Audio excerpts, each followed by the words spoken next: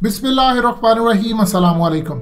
देखिए, Eric Prince जो black water का बानी है, उसने ट्रंप को इलेक्शन से पहले कहा था कि अफगानिस्तान की सारी जंग चंद अरब डॉलर्स के लिए प्राइवेटाइज कर दो, अपनी फौजें विड्रॉ कर लो, बाकी उसके बाद हम पाकिस्तान को भी संभालेंगे, अफगानिस्तान को भी संभालेंगे। क्योंकि फौज आप कहीं भी भेजते हैं, एक ज़ाब्ता इखलाक होता है। देखिए, उस वक्त ट्रंप ने बात नहीं मानी। उसका यही कहना था कि मैं अफगानिस्तान से निकलना चाहता हूं, यहां पर हमारे लिए कुछ भी बाकी नहीं बचा। लेकिन जो बाइडेन की जीत से जो जश्न एरिक प्रिंस ने, जो ब्लैक वाटर का बानी है, उसने मनाया, शायद ही किसी और ने मनाया हो। क्योंकि यही जो बाइडेन है जिसके दौर के अंदर पूरे के पूरे अरब के अंदर अरब स्प्रिंग शुरू करवाया गया।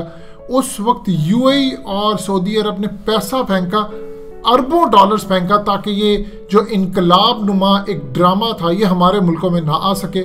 सूरत हाल ये है कि इस वक्त आप पाकिस्तान के लिए शदीद प्रॉब्लम का वक्त शुरू होने वाला है। उसकी वजह क्या है, मजीद डिस्कस करने से पहले इस वीडियो को लाइक करें, हकीकत टीवी को सब्सक्राइब करें और बेल आइकन पर ज़रूर क्लिक करें।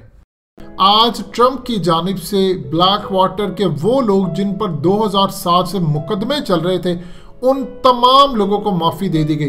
देखिए, ये क्लियर पैगाम है पाकिस्तान के लिए कि अफगानिस्तान के अंदर से एक बड़ी जंग तैयार है और पाकिस्तान में जो बाइडेन ने काम किया था, इन्होंने रेमंड डेविस जैसे ब्लैक वाटर के जो लोग घुसाए थे, अब वो दोबारा आने वाले हैं। देखिए, सूरत हाल क्या होती है कि आप ब्लैक वाटर के लिए एक अपना कानून उनका बनाया हुआ है। ये ट्रंप उनको कानून को नहीं मानता, लेकिन इस सूरत हाल के अंदर ब्लैक वाटर का जो कानून है, अमेरिका की कोई अदालत उसके खिलाफ नहीं जा सकती। जाहिर सी बात है, अमेरिका की डीप स्टेट, उनकी एस्टैब्लिशमेंट पूरी तरह ब्लैक वाटर को यूज़ करती है। अब मिसाल ले लें, पाकिस्तान के अंदर ये आकर जो मर्जी हमले धमाके करते रहे। ये इतना ट्रेन करके भेजते हैं कि अब जितने ब्लैक वाटर के लोग थे, उनको उर्दू बोलनी आती थी, उनको पश्तो बोलनी आती थी।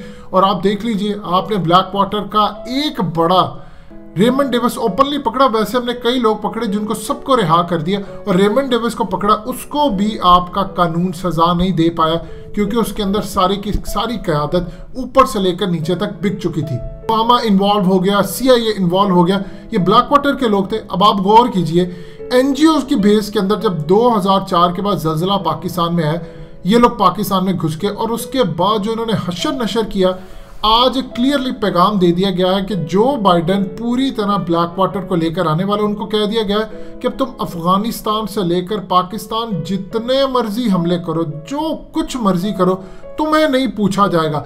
और आप देखेंगे कि करीबन इन्होंने ओपनली 15 से 20 अरब डॉलर के अंदर अफगानिस्तान की जंग को प्राइवेटाइज करेंगे चंद महीनों के लिए, और अनऑफिशियली उनको मजीद अरबों डॉलर्स देंगे। और उसके बाद ये कहेंगे कि आप पाकिस्तान के अंदर जाकर भेस बदलें, चाहे दाइश का भेस बदलें, TTP का भेस बदलें, ये सारे ब्लैक वाटर के लोग हैं, और जाकर पाकिस्तान को खून के अंदर रंग दें। देखिए, इंडिया ने जो बैका एग्रीमेंट साइन किया है, उनकी सारी अश्योरिटी इनको दी गई है, मामला तो उनके सामने रखे गए हैं। ये बैका एग्रीमेंट के बाद क्या मामला सामने आया? बैका एग्रीमेंट के बाद ये कहा गया था कि पाकिस्तान को खुला नहीं छोड़ा जाएगा, अमेरिका पाकिस्तान को देख रहेगा, और उसके लिए उसने अफगानिस्तान के अंदर आज क्लियर कर दिया। अब ब्लैक वाटर को आज पैगाम दे दिया गया है कि अब जब आप पर इल्ज़ाम कोई लगेगा तो हम आपको माफ़ कर देंगे, लेकिन आप पकड़े नहीं जाओगे, कोई कानून आपको सज़ा नहीं दे सकेगा। यानी इराक के अंदर, पाकिस्तान और हर जगह पर हमले करने वाले लोगों को क्लीन चिट दे दी गई, और इनको कोई कानून सज़ा नहीं दे पाया। अगर इनको कोई कानून सज़ा दे पाए तो कल को ब्लैक वाटर के लिए काम किसने करना है?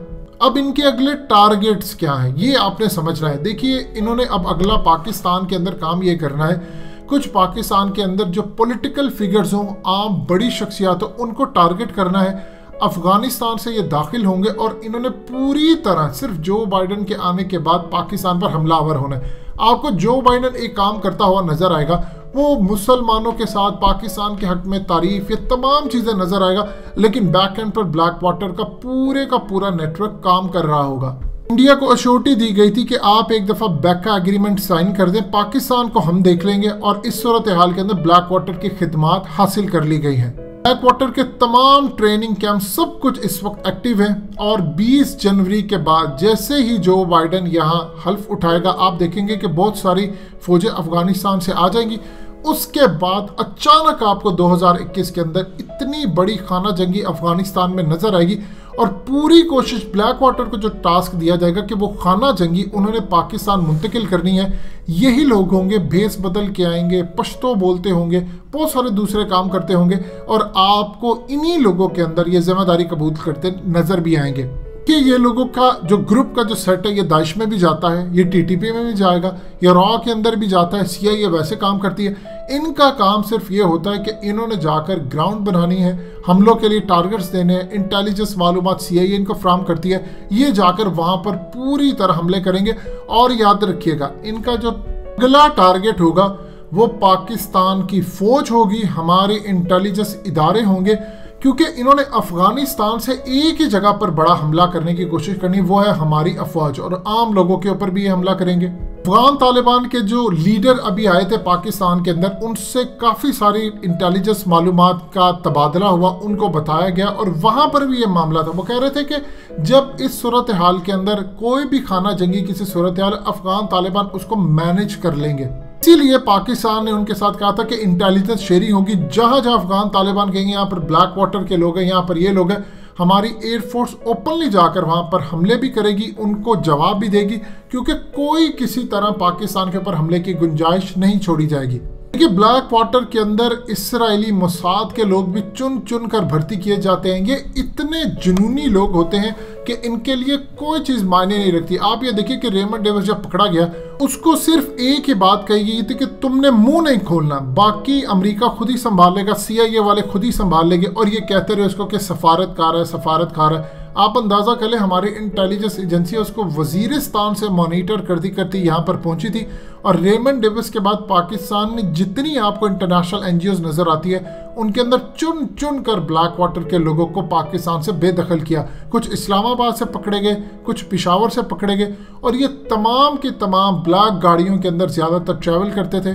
पाकिस्तान की 72 साल तारीख में आपकी इंटेलिजेंस एजेंसियां इतनी एक्टिव, इतनी अलर्ट कभी भी नहीं थी जितनी आज हैं। दिन रात इनको काम करना पड़ा है और दिन रात ये लोग पाकिस्तान की हिफाजत के लिए लगे हुए हैं। और आने वाले वक्त के लिए मुकम्मल आप अपने आप को तैयार रखिएगा, क्योंकि आपको ऐसे ऐसे लोग नजर आएंगे कि जो आपको पाकिस्तानी लिबास पहनते, उर्दू बोलते, पश्तो बोलते, ये तमाम के तमाम नजर आएंगे। और सबसे बड़ी बात है इनको कवर देने के लिए आपके मीडिया का भरपूर इस्तेमाल किया जाएगा।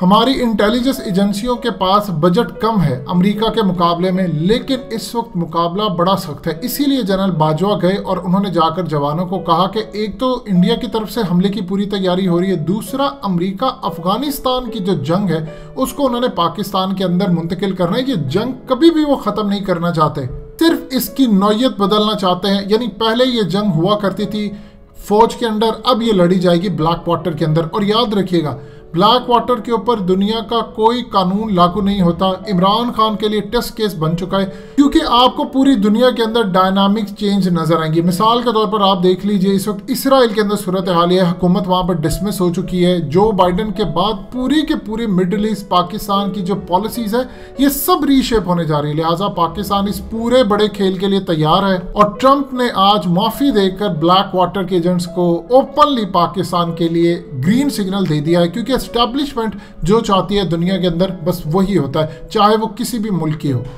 दोस्तों हकीकत टीवी को सब्सक्राइब करना मत भूलिए, वीडियो को लाइक करें, शेयर करें और कमेंट सेक्शन में अपनी राय का इजहार जरूर करें।